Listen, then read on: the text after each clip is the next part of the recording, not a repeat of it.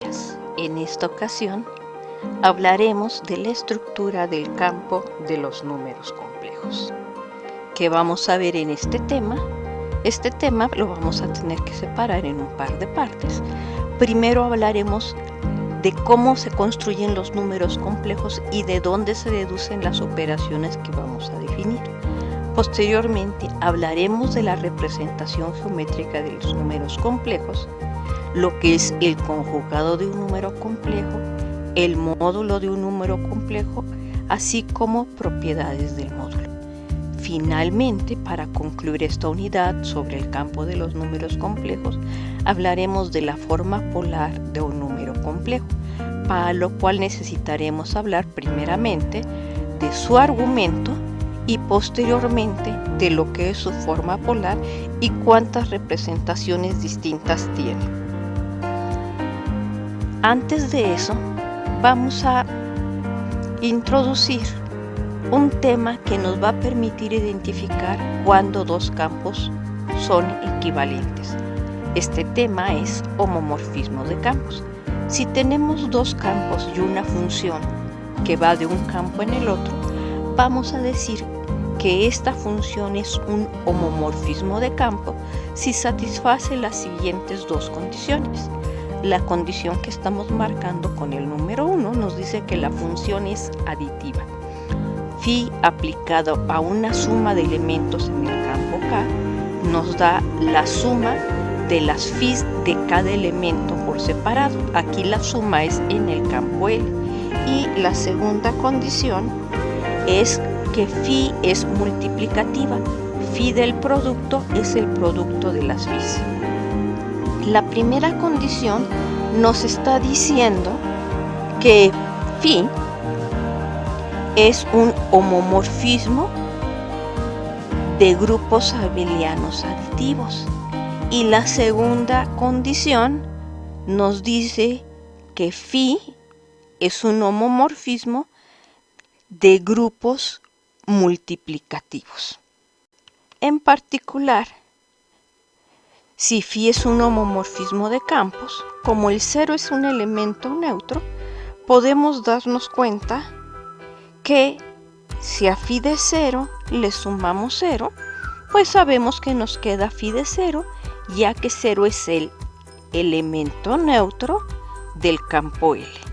Pero por otro lado, como el 0 es el elemento neutro del campo K, pues 0 coincide con 0 más 0. Así phi de 0 resulta ser igual a phi evaluado en la suma de 0 con 0. Pero por ser phi aditiva, esto es phi de 0 más phi de 0.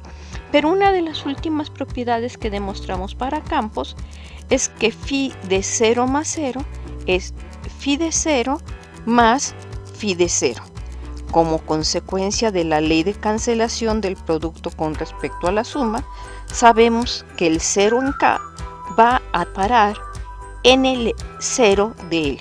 Es decir, un homomorfismo de campos phi manda el neutro aditivo de K en el neutro aditivo de L.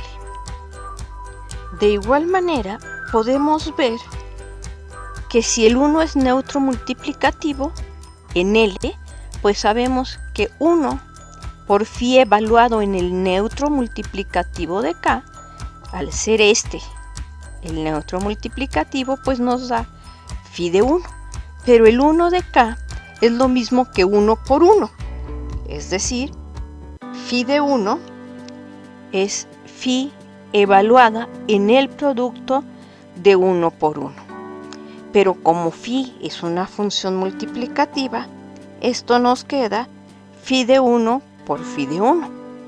Como consecuencia de la ley de cancelación del producto en el campo L concretamente, podemos cancelar un phi de 1 a ambos lados de la igualdad, obteniendo así que bajo un homomorfismo phi, el 1 del campo K va a dar en el 1 del campo L.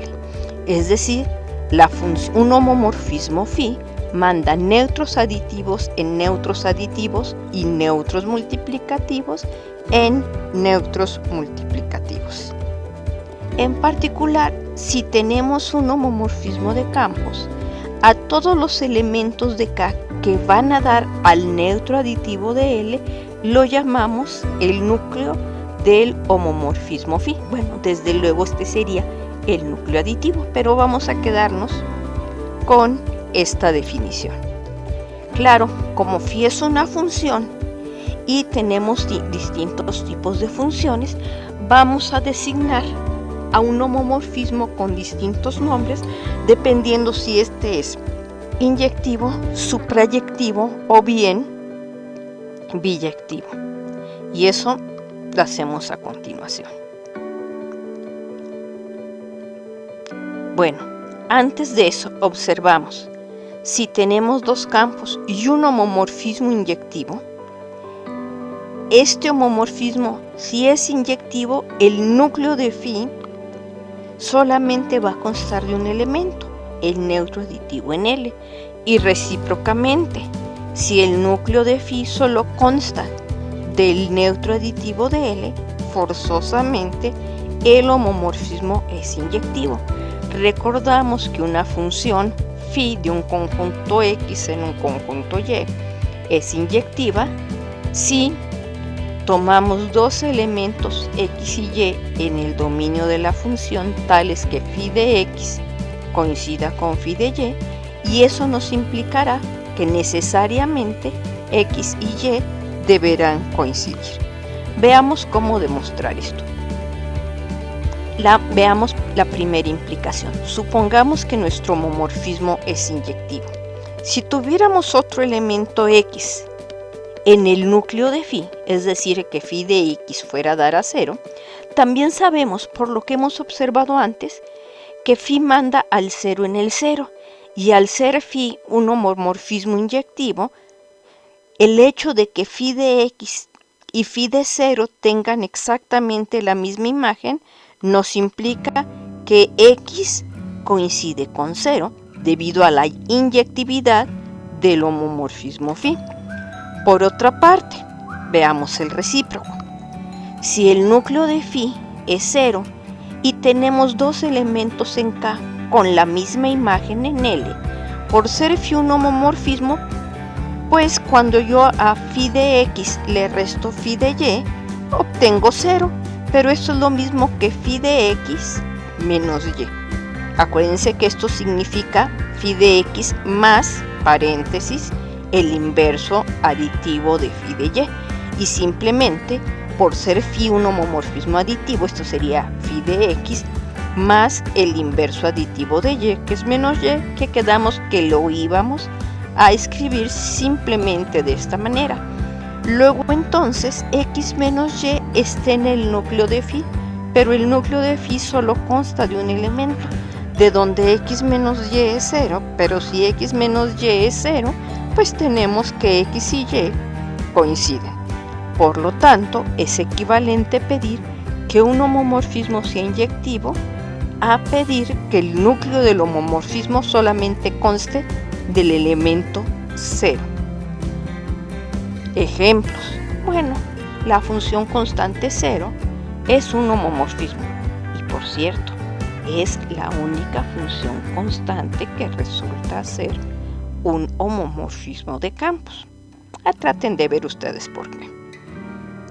Claro, si K y L coinciden, la identidad trivialmente es un homomorfismo. La función inclusión de los racionales en los reales demostramos en el curso de estructuras numéricas que es un homomorfismo de campos. Y si hicieron la tarea cuando estudiamos F2, la función de F2 en F2 al cuadrado que manda el 0 en el 0, que es una condición especial, y el 1 en el 1, también es un homomorfismo de campos. Y como F2 solamente tiene dos elementos, el 0 y el 1, pues ya dimos cuáles son todas las condiciones, y la parte de la tabla de la suma de F2 pues es fácil de observar que corresponde en este pedacito, por lo cual también tenemos que esta función es un homomorfismo de campos. Bueno, y ahora sí, vamos a bautizar. Vamos a decir que phi es un monomorfismo cuando phi sea un homomorfismo y además como función sea inyectiva. Vamos a decir que phi es un epimorfismo si phi es una función suprayectiva que además es un homomorfismo, es decir, un homomorfismo suprayectivo. Y vamos a decir que es un isomorfismo si es monomorfismo y epimorfismo, es decir, phi es un isomorfismo si phi es un homomorfismo biyectivo. En particular, cuando tenemos un isomorfismo de campos, resulta que la función inversa también es un homomorfismo de campos. ¿Qué significa eso? Pues si seguimos la definición de homomorfismo de campos, debemos demostrar que siempre que tomen dos elementos en el dominio de la función inversa, esto es que el campo L, pues vamos a tener que la función es aditiva y que también es multiplicativa. Bueno, ya sabemos que toda función biyectiva tiene función inversa. Entonces aquí phi a la menos 1 está indicando la función inversa. Pero al ser biyectiva, en particular es suprayectiva. Bueno, como phi es suprayectiva y u y b están en L, pues existen elementos x y y en el dominio de phi, es decir, en el campo K, tal que phi aplicado en x va a u y phi aplicado en y va a b, al elemento b. Y como phi es un homomorfismo, pues phi de x más y es phi de x más phi de y igual a u más b. Entonces sabemos además de qué elemento proviene u más b. Y no solo eso, también sabemos de qué elemento proviene u por b, ya que phi de x por y es phi de x por phi de y, pero phi de x es u y phi de y es b, y esto nos da u por b. Con esto ya tenemos todos los ingredientes para hacer nuestras demostraciones. ¿Qué vamos a hacer ahora? Como phi es una función biyectiva, ya sabemos que tiene una inversa, de manera que si la componemos phi con su inversa del lado izquierdo, obtenemos la función identidad en el campo K, y si ponemos primero phi inversa seguido de phi, obtenemos la identidad en el campo L. Entonces, como vimos antes, phi aplicado a la suma de x con y nos da u más b. Entonces, si a esto le aplicamos, a este elemento le aplicamos la función phi inversa, pues nos queda phi inversa de phi de x más y, que es la identidad en el campo K. Entonces, esta phi inversa de u más b es phi seguida de phi inversa aplicado a x más y, que es la identidad en x más y, simplemente nos queda x más y.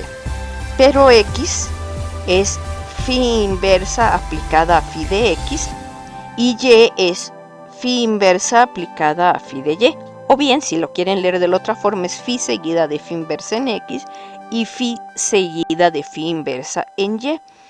Pero por definición, phi seguida de phi inversa de x es phi inversa evaluada en phi de x, pero phi de x es u, así que esto será phi inversa de u, y este otro lado de manera análoga nos va a quedar phi inversa de b. Ah, miren, pues qué bonito, cosas iguales a una tercera son iguales entre sí.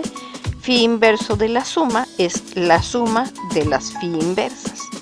Y de manera similar, podemos ver que phi inversa de un producto es igual al producto de las phi inversas aplicadas en cada elemento.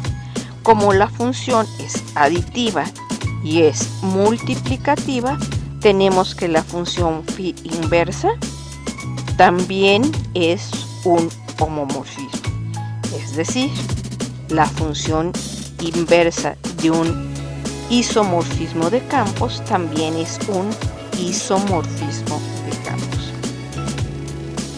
Cuando existe un monomorfismo de un campo K en un campo L, vamos a decir que K es un subcampo de L, o bien que L es una extensión del campo K. En particular, los racionales es un subcampo de los reales y F2 es un subcampo de F2 al cuadrado, o equivalentemente R es una extensión de Q y F2 cuadrada es una extensión de F2. Cuando existe un isomorfismo entre un campo K y un campo L, pues simplemente vamos a decir que los campos son isomorfos. Ahora sí, comenzaremos con los números complejos y vamos a demostrar que los números complejos son una extensión del campo de los números reales y en particular del campo de los números racionales. Bueno, a partir del campo de los números reales podemos construir un nuevo campo, así como a partir de los racionales construimos los números reales usando clases de equivalencia de sucesiones de Cauchy o equivalentemente cortaduras de Dedekind. Vamos a construir el conjunto de los números complejos y sus operaciones a partir del anillo de polinomios con coeficientes reales definidos en una sola variable. Y la propiedad fundamental que tienen los números complejos es que si tomamos un polinomio con coeficientes reales o complejos, me da exactamente lo mismo, siempre vamos a poder encontrar un punto en los complejos, de manera que el polinomio evaluado en ese punto nos da 0. La consecuencia que va a tener eso es que todo polinomio con coeficientes complejos se puede escribir como producto de factores lineales y salvo orden, esta descomposición es única. Por cierto, los factores lineales no tienen por qué ser distintos. ¿Ok? Muy bien. Entonces, una de las condiciones que vamos a necesitar pedir si queremos que los reales sean un subcampo de los números complejos es que se sigan cumpliendo en los números complejos las mismas leyes fundamentales de campo que tenían los números reales. Y bueno, pues vamos a ver cómo hacer esto. Vamos a proceder a realizar una construcción de los números complejos similar a la que hacíamos de las clases residuales módulo P, que fue un campo que construimos a partir del anillo de los números enteros. Entonces aquí R de X va a denotar un anillo, el anillo de polinomios en una variable, a saber X, con coeficientes en el conjunto de números reales. Y si tomamos el polinomio P de X igual a X cuadrada más 1, que bueno, sus coeficientes son 1 y 1, que son números reales, sabemos que este polinomio no se anula, ya que si X cuadrada más 1 fuera 0, esto significaría que X cuadrada es igual a menos 1. Pero como en los reales se satisface la ley de tricotomía y nuestro campo es bien ordenado, sabemos que no existe ningún número real que elevado al cuadrado sea negativo. Entonces, así como aquí en los enteros definíamos una relación de equivalencia, de manera que ZP eran las clases de equivalencia de enteros módulo P, pues ahora vamos a definir en el anillo R de X una relación de equivalencia módulo el polinomio P de X, como sigue. Si F y G son dos polinomios en R de X, vamos a decir que F está relacionado con G módulo el polinomio P de X, siempre que la diferencia de F con G sea un múltiplo polinomial del polinomio P. Y es fácil ver que la relación que hemos definido de esta forma es de equivalencia. ¿Adivinen qué? Sí, ya adivinaron. Ver que es una relación de equivalencia se les queda de tarea.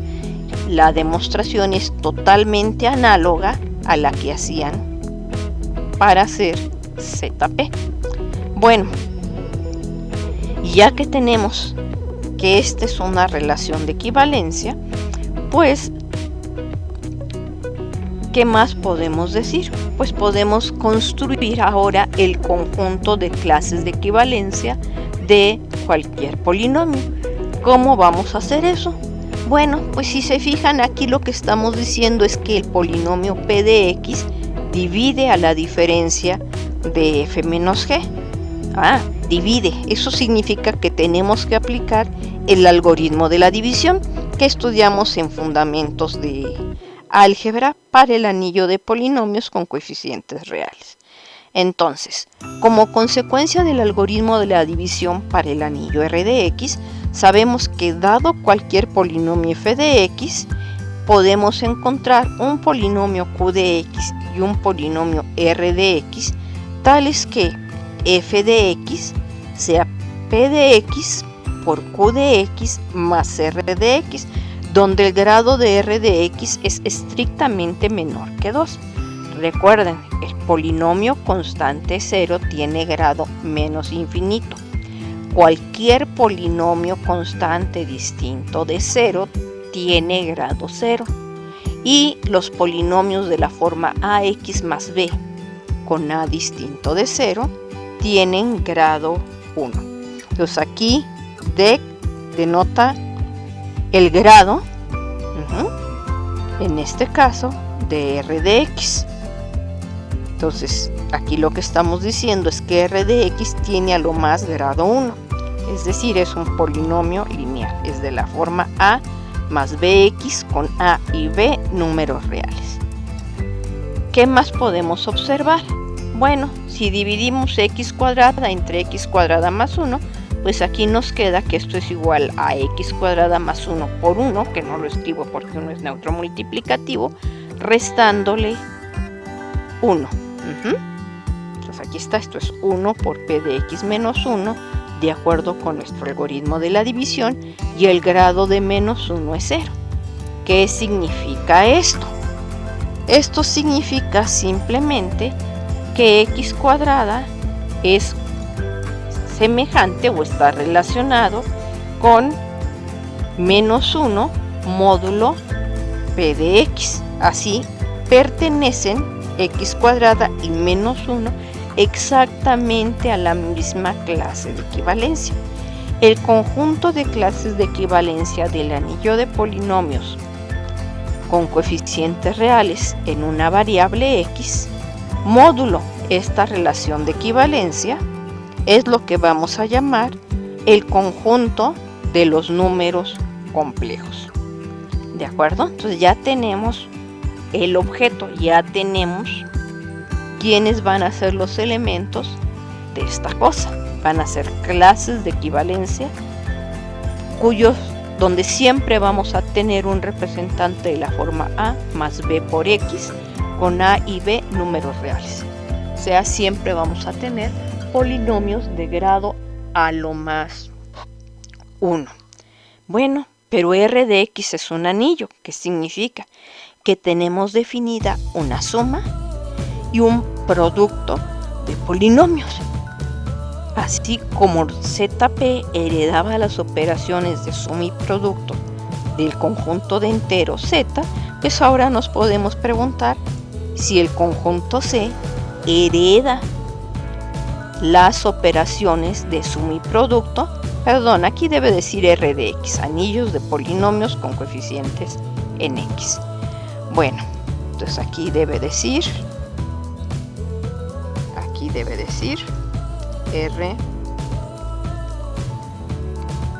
R de X módulo P. Entonces aquí hay que corregir, ¿de acuerdo? Entonces aquí hay una omisión. Bueno, entonces vamos a continuar. Las clases de equivalencia ya dijimos que siempre tenemos representantes de esta forma. Y lo que quiero ver es cómo induce el anillo de polinomios en una variable con coeficientes reales una suma y un producto de clases de equivalencia. Bueno, y vamos ya a denotar la clase de equivalencia de A más BX, la vamos a denotar simplemente como A más BI, y en particular esta propiedad me está diciendo que 1x al cuadrado es equivalente a menos 1. ¿Sí? Entonces este símbolo i tiene la propiedad que su cuadrado es equivalente a menos 1. Bueno, entonces supongamos que tenemos dos polinomios, un f y un g, en la clase de equivalencia de a más bx módulo el polinomio p y un g de x en la clase de c más dx módulo p. ¿Qué significa esto? Bueno, pues por la definición de clase de equivalencia significa que f de x es de la forma p de x por algún polinomio q1 de x más a más bx, y de manera análoga g es de esta forma. Entonces, ¿qué pasa si sumamos ahora f con g? Si sumamos f con g, pues nos queda que esto es f y lo vamos a sumar con este elemento g. Pero notamos que, bueno, recordamos que la suma de polinomios con coeficientes reales en una variable, pues es un anillo, en particular es conmutativo y asociativo. Así que yo puedo cambiar el orden en que aparecen estos términos y asociarlos como me convenga. ¿Cómo me conviene? Pues me conviene poner este y este juntos y sacar a p de x como un factor común. Y luego poner este y este juntos y sacar a x también como un factor común. Y nos queda descrito algo de esta forma. Pero fíjense que este tramo es un polinomio de grado a lo más 1, ¿sí? Grado, este es constante, que puede ser 0. Esta es otra constante real, que también puede ser 0. Entonces, este término tiene grado a lo más 1. Entonces, ¿qué significa esta parte de aquí? Pues esta parte de aquí significa que f más g es equivalente a el polinomio de grado 1, a más c, más x que multiplica a b más d. Pasando a clases de equivalencia, pues estaríamos diciendo que la clase de equivalencia de la suma es sumar los términos semejantes y está bien definida. Por otra parte, si las multiplicamos, entonces copio lo que es f, copio lo que es g, y usamos ahora que en el anillo R de x el producto distribuye con respecto a la suma. Entonces es este por este, más este por este, más este por este, más este por este de acá, ¿sí? Todos contra todos. Entonces tenemos que puedo agrupar factorizando primero p de x y me quedan todos estos términos. Y después la siguiente parte, que es el producto de este término de aquí con este término de acá, al desarrollarlo me queda de esta forma. No se preocupen, acuérdense que x cuadrado está en la misma clase que menos 1. Entonces, cuando pasamos a clases de equivalencia, estamos diciendo que f por g es equivalente con ac menos bd más x que multiplica a ad más bc. Por lo tanto, el producto de las clases queda definido en esta forma. No está mal. Entonces, si consideramos un número complejo como una expresión formal de este estilo, donde x y y son números reales y el símbolo y satisface la condición que su cuadrado es menos 1, pues el conjunto de todas estas expresiones lo podemos denotar con el símbolo c, como dijimos antes, y este va a ser el conjunto de números complejos. Y en este conjunto ya vimos que teníamos inducidas dos operaciones. No solo eso, sino que de la parte anterior pues podemos obtener fácilmente que dos de estas expresiones son equivalentes si las partes correspondientes, es decir, si x1 y x2 son iguales y y1 y y2 son iguales, es decir, si solamente si son iguales término a término. Y ya dijimos cómo los podíamos sumar y cómo los podemos multiplicar. No está mal. ¿Por qué no está mal pensándolo así? Porque sabemos que en el anillo de polinomios la suma conmuta. ¿Está bien? Eso va a implicar que cuando pasemos a clases de equivalencia, por la forma en que definimos la suma, esta suma también va a conmutar. ¿Qué más va a significar esta suma?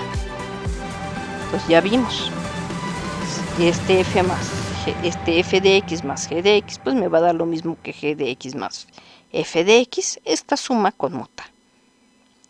Aquí, si tuviera otro polinomio h y primero sumo f con g y posteriormente h, pues me va a dar lo mismo que sumar primero g con h y al final ese resultado con f. Eso va a implicar que esta suma será asociativa. Entonces, conmutativa, asociativa. El polinomio constante 0 es neutro aditivo en el anillo de polinomios con coeficientes reales, pues significa que aquí voy a tener un elemento neutro aditivo. Tenemos que ver cuál. No es fácil, 0 más, no es difícil. 0 más 0. Y aquí, en R de x, si yo sumo a f de x el polinomio menos f de x, sabemos que eso va a dar a 0 más 0 por x. Eso va a significar que aquí siempre tendremos inversos aditivos. Por otra parte, sabemos que el producto de dos polinomios en una variable con coeficientes reales nuevamente nos da un polinomio en una variable con coeficientes reales. ¿Eso qué consecuencia va a tener? Pues va a tener la consecuencia que el producto de las clases, que es esto, vuelve a ser un número complejo, definido de esta forma. El producto de polinomios es conmutativo. A nivel de clases, eso va a significar que el producto de las clases es conmutativo. El producto de polinomios es asociativo. Eso significará que el producto de las clases es asociativo.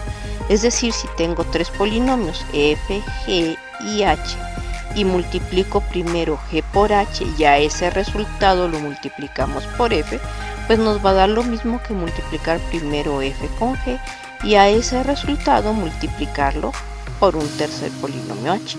A nivel de clases es la clase del polinomio f que multiplica el producto de las clases g con h, pues me va a dar lo mismo que multiplicar la clase de f por la de g y a este resultado multiplicarlo por la clase de h. Es decir, el producto de números complejos es asociativo. Tenemos el neutro multiplicativo en el anillo de polinomios en una variable, a saber el polinomio constante 1. El polinomio constante 1 que multiplica cualquier otro polinomio g de x, nos queda g de x. Eso significa que la clase del polinomio constante 1 multiplicado por cualquier otra clase nos va a quedar esta clase. No está mal. El producto es asociativo, es conmutativo, hay un neutro multiplicativo. Chispas. Pero en el anillo de polinomios con coeficientes reales no tenemos inverso multiplicativo. ¿Será posible que en las clases de equivalencia sí tengamos inverso multiplicativo? Más nos vale si queremos que los números complejos, es decir, si este conjunto de clases tenga estructura de campo. Tendríamos que ver cómo. Antes de eso, recordemos que en el anillo de polinomios el producto distribuye con respecto a la suma. Así pues, a pasar a clases, el producto distribuirá con respecto a la suma. Veamos entonces por qué cuando pasamos a clases sí tenemos un inverso multiplicativo.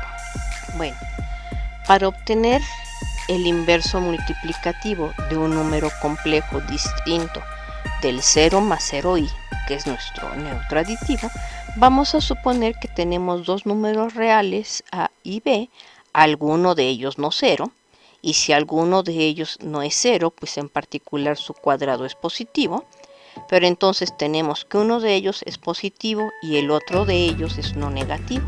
la suma de un positivo con un negativo nos va a dar un número positivo. En particular, a cuadrada más b cuadrada es distinto de 0. Solo necesito eso. Ya sé que es positivo, solo necesito que sea distinto de 0 para que su recíproco en los reales esté bien definido.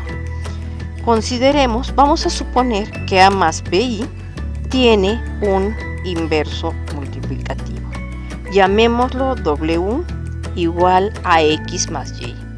Si w igual a x más y fuera inverso multiplicativo de z1, que es a más bi, pues tendríamos que el neutro multiplicativo 1 más 0i sería igual al producto de z1 con w, es decir, sería a más bi que multiplica a x más y, que por definición de producto de clases es ax menos by como término constante y ay más bx que multiplica a y, es decir, la clase de este más este veces x. Pero sabemos que estas clases coinciden si solo si el 1 es igual a x menos by y el 0 es igual a bx más y. Por lo tanto, tenemos un pequeño sistema de dos ecuaciones en las variables x y y con coeficientes reales.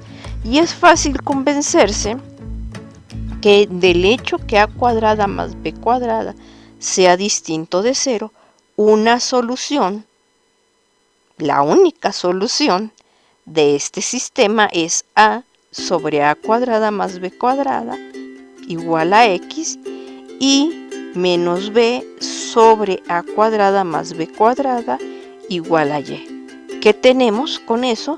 Que un número arbitrario complejo a más bi distinto de 0 siempre va a tener un recíproco, es decir, un inverso multiplicativo. ¡Ay, qué bien! Porque ya tenemos que los complejos con la suma y el producto que hemos definido tienen la propiedad de que son un grupo aditivo con respecto a la suma con el elemento 0 más 0i como elemento neutro y son un grupo multiplicativo con respecto al producto con el elemento 1 más 0i como neutro multiplicativo y además como 0 más 0i es distinto de 1 más 0i porque 0 es distinto de 1, el neutro aditivo y el neutro multiplicativo son distintos. En otras palabras, hemos demostrado el teorema que el conjunto de los números complejos dotados de las operaciones de suma y productos inducidas por la suma y el producto en el anillo de polinomios en una variable con coeficientes reales es un campo. Qué bonito teorema. ¿Sí? Bueno, y entonces, en lugar de denotar la quinteta C, suma, producto, 0 más 0i y 1 más 0i cuando hablemos de los números complejos, pues simplemente vamos a utilizar la letra que representa el conjunto, es decir, C, y vamos a hablar del campo de los números complejos simplemente denotando la letra C, no toda la quinteta, como hemos hecho con los reales y con los racionales. Además, la función que va de los reales en los complejos, que a cada número real A lo manda a A más 0 veces I, o I por 0, ya que sabemos que el producto conmuta, es un monomorfismo de campos, es decir, es un homomorfismo inyectivo, por lo cual los reales son un subcampo del campo de los números complejos. Es decir, los complejos se construyeron de manera que se siguen cumpliendo las leyes de la aritmética de los números reales.